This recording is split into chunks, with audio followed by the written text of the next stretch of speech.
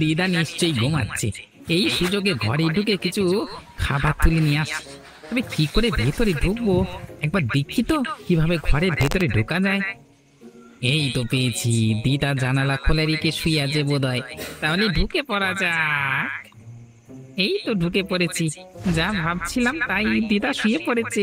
এই সুযোগে কিছু খাবার থাকলে নিয়ে পালাই। কে কে ওখানে?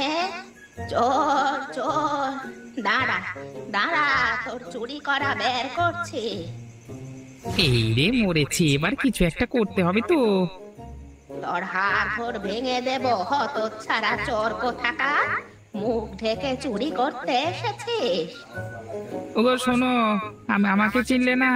আমি তোমার আমি তোমার মানে আবার কি? হ্যাঁ, দাঁড়া দাঁড়া, তোকে দেখাচ্ছি মজা।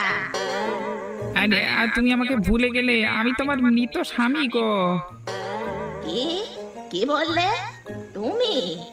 তাহলে এতকাল পর আজ হঠাৎ মুখ ঢেকে কেন এলে?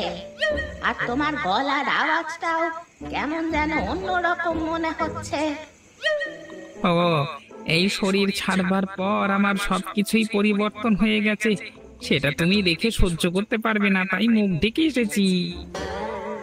ওরে বাবা, তুমি তুমি ভূত হয়ে এসেছো?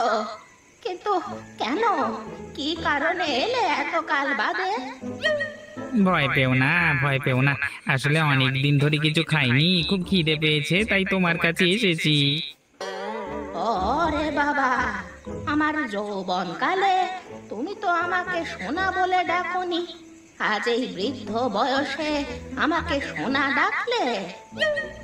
ওই যে বললাম, মরবার পর আত্মার অনেক কিছুই পাল্টায়, এবার কিছু খেতে দাও। এত রাতে খাবার বলতে ঝাল সিঙ্গারা কটা বেঁচে গেছিল, সেগুলোই আছে। তুমি খাবে কি? হ্যাঁ হ্যাঁ খাবো, দাও দাও দাও। ঠিক আছে ঠিক আছে, যখন কিছু খেতে মন হবে আমায় বলো। ওগো শোনো, তুমি ছাড়া